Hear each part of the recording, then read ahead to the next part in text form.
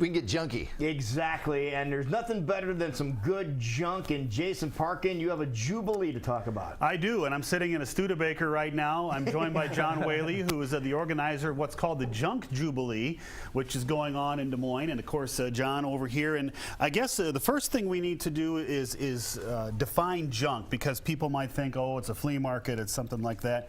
It's not. It really isn't, no. Junk is kind of a term that's become popular for anything that's old. There's really different categories of it. Everything from mid-century modern, from the 50s to 60s, all the way back to your grandmother's couch.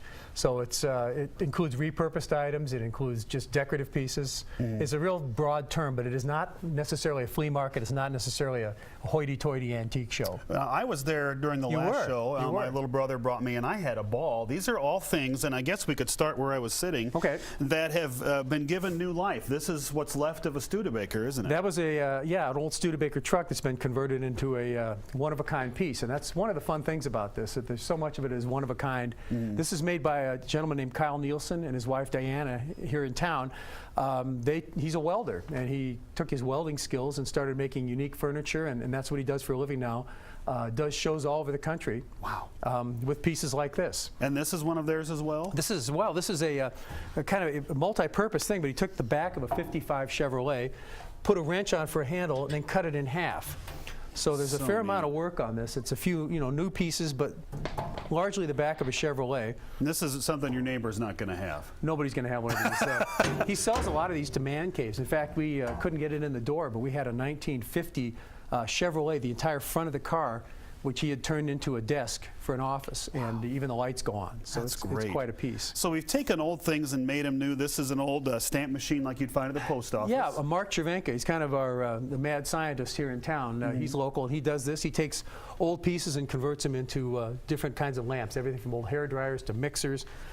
This one obviously is a bit of industrial equipment. Okay. And he wires them up. And again, one of a kind. You'll never see another one like it. Really neat. And one of the things you showed me before the segment here was old barnwood. And folks have seen things made out of barnwood. Obviously, we have a lot of barns. We live in Iowa. But one of the unique things about this, and I don't know who I should point this at, camera folk, but he actually includes the description of the barn that it came from. Not even the description, but the entire history.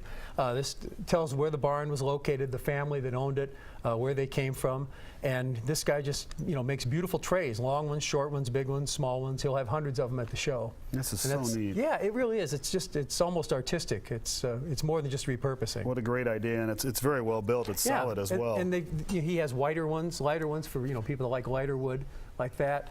And then, but everyone has the history. We don't want to forget the ladies, and there were a lot, as I recall, of booths that sold really unique jewelry, watches, all kinds of things like that. And again, I'll kind of hold this up, but this is a number of watches that have been made into a bracelet, it appears. Yeah, Jenny Krebs out of the Sioux City area makes these watches. She finds watches all over the place, puts them together into bracelets, and sometimes they're silver, sometimes they're gold. This one's a mix.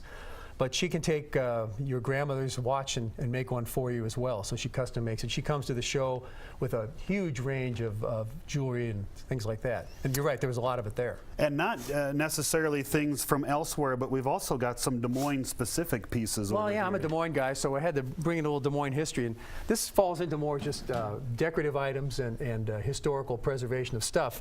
But if you're of a certain age, you remember Highland potato chips that came in a can. Right. And we had those when I was a little kid. Then moving over here, this is a standard biscuit company box. Now this almost looks like a milk delivery box, but I guess it's literally a bread box. They used to sit in old stores, and the retailers would come, put them out, and then the vendors would come and fill them up with fresh biscuits every day or two. And you can see how many were left right there. Yeah, it's from Des Moines as well. And this is a nice Marshalltown piece down here from a baking company. This is something somebody probably used for a coffee table or an end table or a nightstand, but it's a terrific piece. It's on wheels.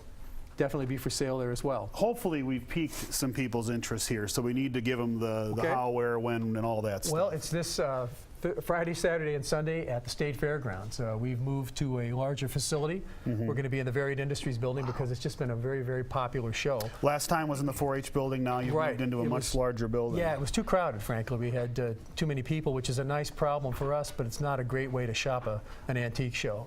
What I found too, looking around, and I'm by no means an expert, was that the prices weren't at some of these places that just make your eyes pop out of your head, and they seemed a lot more reasonable here. Well, they are. There's a range. I mean, there's a range. You can pay $1,800 for something that's you know, a big made piece, or you can find a beautiful item for $2, $3. So it's a variety of stuff. How many vendors? We'll have 160 people there, and we're going to have about 200 booths. So we've grown considerably from the last one. Okay.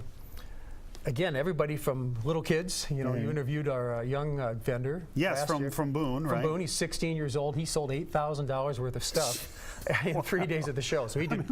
He did really. I know he did really well. I didn't do that well at 16 either. So. Oh, that's great. But yeah, so. Let's show folks the information again. John Whaley, of course, joining me here on Great Day. JunkJubilee.com is where you can find out more. The information there on your screen, and I've got to say, it's a really neat place and some great ideas. Maybe it'll inspire you to start doing this someday as well. Well, Friday, Saturday, Sunday, just come down and take a look. It's $6. If you want to be really serious, we have an early bird ticket, which will get you in 2 hours before the rest of the shoppers. Oh, wow. Yeah, this costs $25, but it's good for all 3 days, and it gives you a 2-hour head start on Friday. Great. Well, John, thank you very much. Thanks for having us. We'll see you there. We'll take a look at the forecast, take a look at Totally Serious News as well. As Great Day continues.